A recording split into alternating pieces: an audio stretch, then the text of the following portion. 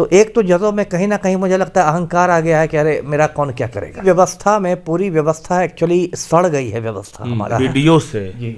और ये जो एविडेंस है जी, जी। सुसाइड एविडेंस, इससे क्या क्या असर होगा पूरे इंडिया का जो जुडिशियरी है, इस पे थोड़ा सा प्रकाश डालें। असर तो होने के लिए बहुत कुछ हो सकता है।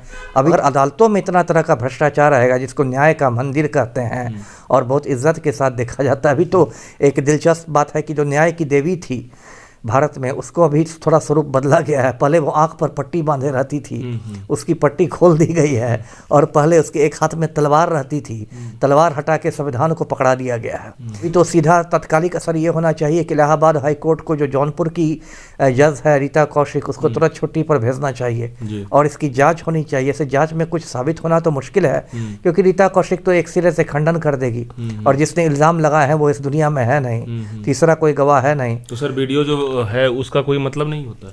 मतलब है, डाइंग डिक्लेरेशन का महत्व है, लेकिन यदि दूसरा पक्ष करे कि नहीं मैंने ऐसा नहीं कहा है, उसने मुझसे बदला निकालने के लिए झूठ कह दिया, तो फिर थोड़ा मुश्किल हो जाता है। ठीक है, लेकिन सुसाइड का एंगल, सुसाइड करके चला गया, तो फिर कैसे उसको आप? आपकी बात सही है। देखिए, इसलिए डाइंग डिक्लेरेशन को कानून में माना जाता है, लेकिन एक सीमा तक ही माना जाता है। डाइंग डिक्लेरेशन कोई आखिरी सबूत नहीं है, ये दिक्कत है। लेकिन कम से कम ऐसा लगना चाहिए इस देश की जनता को कि भाई न्यायालय में भी कोई गलती करता है तो कोई इसको भी देखने वाला है। दूसरों को तो बहुत आसानी से आप सजा दे देते हैं, किसी की जमानत रद्द कर देते हैं, किसी को जेल की सजा, फांसी की सजा। विद्वान न्यायाधीश रात दिन बैठ के एकदम 500 पन्नों का लिखते हैं फैसला, तो 600 पन्नों का फैसला लिखते हैं। लेकिन क्या फैसला से क्या न्याय हो रहा है? फैसला होना अलग बात है, न्याय होना अलग बात है। और ये जो तारीखों की समस्या है, जो एक दामिनी फिल्म देखी होगी दर्शकों ने, उसमें सनी देओल का एक डायलॉग है कि तारीख पर तारीख, तारीख पर तारीख, इतनी तारीखें दी जाती है कि अंत में आदमी ही एक तारीख बन जाता है। तो वो तो फिल्मी डायलॉग था, लेकिन अब तो वो मतलब सच होता प्रतीत होता है। जज जो 5 लाख की रिश्वत मांग रहे थे, उन पर क्या, इसमें कोई मतलब नहीं, सिर्फ वीडियो में कह दिया गया, उनका कोई वैल्यू नहीं रहेगा? यहाँ वैल्यू है, इसलिए मैंने कहा कि जांच तो होनी चाहिए। उस वीडियो का ही स्वतः संज्ञान लेते हुए इलाहाबाद हाई कोर्ट को या सुप्रीम कोर्ट को जांच करनी चाहिए, सुओ मोटो कॉग्निजेंस, है ना। फिर कॉलेजियम सिस्टम की बात आ रही है, वो तो या फिर सुप्रीम कोर्ट है, खुद डिपार्टमेंट जुडिशरी पे सवाल उठ रहा है। देखिए, जुडिशियल रिफॉर्म्स की तो बहुत ज़रूरत है, इसमें क्या शक। अभी संयोग से 1-2 रोज पहले इलाहाबाद हाई कोर्ट के एक जज हैं, कोई शेखर यादव है, वो तो ऐसा लग रहा है कि भगवा चड्डी पहनता है न्यायमूर्ति के लिबास के अंदर। वो विश्व हिंदू परिषद के कार्यक्रम में जाके बोल रहे हैं, क्या क्या बोल रहे हैं कि देश बहुसंख्यकों के हिसाब। अरे बताइए, इस देश का संविधान धर्मनिरपेक्ष है, सेकुलर कॉन्स्टिट्यूशन है, आप ये कैसे RSS की बोली कैसे बोल सकते हैं?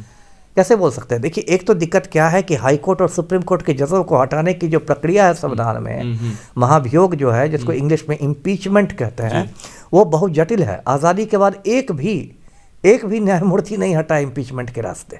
1-2 बार इम्पीचमेंट आया भी है, लेकिन गिर गया है। जैसे एक जस्टिस वी रामास्वामी थे सुप्रीम कोर्ट के, उन पर महाभियोग का प्रस्ताव आया भी, लेकिन वो राज्यसभा जाते जाते गिर गया, पास नहीं हो सका। तो एक तो जजों में कहीं ना कहीं मुझे लगता है अहंकार आ गया है कि अरे मेरा कौन क्या करेगा। तो सर सीधा पूरे मामले में ये लग रहा है कि कानून में फेरबदल की क्रांति बहुत जरूरी है। पूरी व्यवस्था एक्चुअली सड़ गई है व्यवस्था हमारे देश की व्यवस्था सड़ गई है। अब देखिए, संजीव भट्ट जैसा बंदा 5 साल से जेल में है और ब्रजभूषण शरण सिंह खुलेआम घूम रहा है मुझ पड़ता हुआ। देखिए, ये कौन सी व्यवस्था है ना, ये कौन सी न्याय व्यवस्था है? वो क्या सुप्रीम कोर्ट या हाई कोर्ट को नहीं दिखाई दे रहा है? या राम रहीम जेल गया तो हर कुछ दिन पर पैरोल, ये क्या मजाक है? पैरोल पर निकल के भाजपा के लिए चुनाव प्रचार करता है जी। इस मामले में कोई भी आम आदमी भी इस पे PIL कर सकता है? क्यों नहीं कर सकता? ये तो ज्वलंत मुद्दा है। और आज जो उसके साथ हुआ है, अतुल सुभाष के साथ, कल वो दूसरे के साथ, परसों तीसरे के साथ हो सकता है। ऑलरेडी देखिए, ये जो स्थिति है अतुल सुभाष की, ऐसी स्थिति इस देश में लाखों मर्दों की है, 1-2 की नहीं, लाखों मर्दों की है जो इस तरह के मुर्गा बन रहे हैं। हाँ, झूठे केस फंसे हुए हैं। उनके बूढ़े माँ बाप फंसे हुए हैं, 80 साल का बूढ़ा बाप है, वो फंसा हुआ है। उनकी बहनोई जो बहन करके शादी चली गई, वो बहनोई के साथ है, जिसको कोई मतलब नहीं रह गया, वो भी लपेटे में है। तो सर कौन सॉल्यूशन करेगा इस पूरे ये जो मामले हैं, जुडिशियरी, कानून पे में चेंजिंग? सबकी भूमिका है, डेमोक्रेसी में सबकी भूमिका, जुडिशरी की भूमिका है कि वो अपनी निचली अदालतों को टाइट करे, वो अपने जो इसमें है उसको सख्त सजा दे। तो फिर सर करप्शन जो होगा ही। मीडिया की भूमिका है कि वो इस मुद्दे को गर्म रखे। सिविल सोसाइटी की भूमिका है कि वो इस मुद्दे को उठाते रहे। सबकी भूमिका है, सभी नागरिकों की भूमिका है। जनतंत्र में हमको किसी तो एक की लग रहा है भूमिका नहीं होती है। इस पूरे इस मसले में भूमिका डेमोक्रेसी में पब्लिक डिस्कशन करके या मुद्दा को ज्वलंत करके हाईलाइट करके बस ये करेगा, बट जब मामले सॉल्यूशन की बात आती है धरातल पे तो सब एज इट इज रह जाएगा। नहीं ठीक है, लेकिन तभी मान लीजिए पब्लिक ओपिनियन से भी दबाव तो बनता है ना।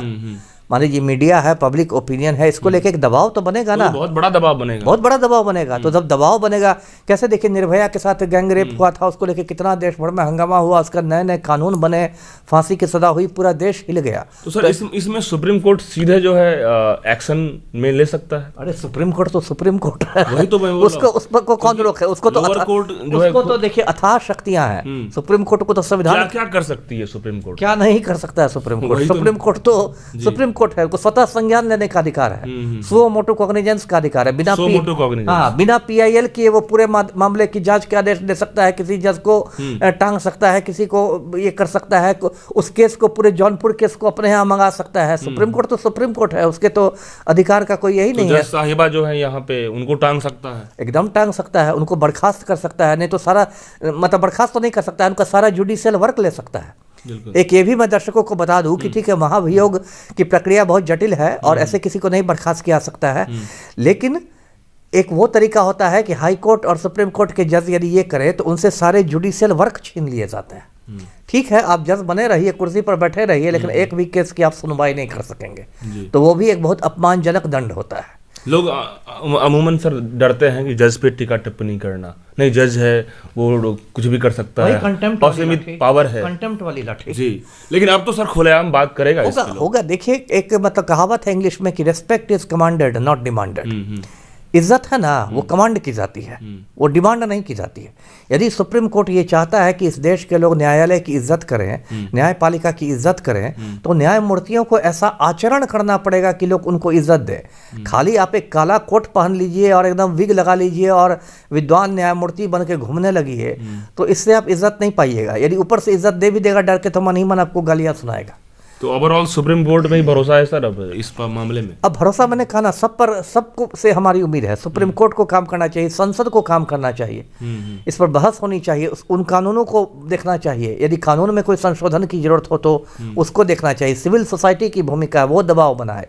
मीडिया की भूमिका है, अखबारों की, इलेक्ट्रॉनिक मीडिया की, सबकी भूमिका है। नहीं तो ये तो मतलब आने वाले दिनों में और इस तरह की घटनाएं होंगी। हाँ, सबसे बड़ा चीज है संसद में इस पर में डिस्कशन करके सॉल्यूशन बहुत जरूरी है, नियम बनाना जरूरी है। देखिए क्या इस देश का दुर्भाग्य है ना कि इस देश में जिस पर बात होनी चाहिए उस पर होती नहीं है। अब कोई एक आदमी सड़ा हुआ एक दरखास्त दे देगा कि फलानवा मस्जिद के नीचे शिवलिंग है, तो सब लोग खोदने चले जाएंगे। तो पक्ष और विपक्ष दोनों की गड़बड़ी है यहाँ दिखती है। आप सांसद का भाषण सुनते होंगे, पूरी व्यवस्था की गलती है। सत्ता पक्ष मुद्दे की बात होती नहीं है, वो अपना डाग अलापते हैं, और नॉन इश्यू पर है ना, कोई एक दे देगा दरखास्त किया, अरे हाँ वो संभल का जो मस्जिद है उसके नीचे तक शिवलिंग है, सब लोग कुदाल फावड़ा लेके दौड़ रहे हैं, तो ये गलत बात है जी। बिल्कुल, थैंक यू सर। दोस्तों ये बहुत मामला जटिल है, काफ़ी ज़्यादा रेलिवेंट है, और ऐसे में इस पूरे मामले पे आप क्या सोचते हैं मुझे कमेंट बॉक्स में बताइएगा। बहुत बहुत धन्यवाद।